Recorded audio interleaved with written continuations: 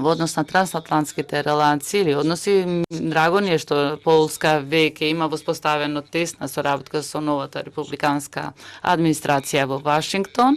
Особено сакаме да ја унапредиме координацијата на ЕУ и САД активностите во контекст на руската агресија против Украина. Заедно со европските институции ќе работиме во спречување на можни тензии и трговски спорови меѓу Европа и Америка. Не смееме да си дозволиме луксуз на вклучување во вакви спорови кога трансатлантската безбедност е загрозена. Полска како председавач со Европската унија и сите земји членки се разбира што побрзо и поуспешно да го воспостават повторно тој значаен трансатлантски диалог, бидејќи за сите нас тој е многу важен.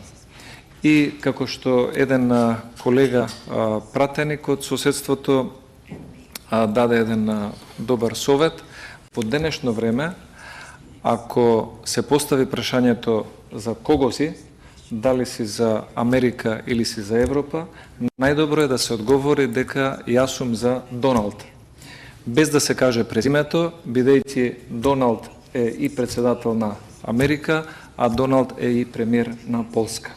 Така што се надевам дека името на овие двајца лидери ќе може, освен тоа што е исто, да донесе и до поблиска комуникација помеѓу двете страни на Атлантикот.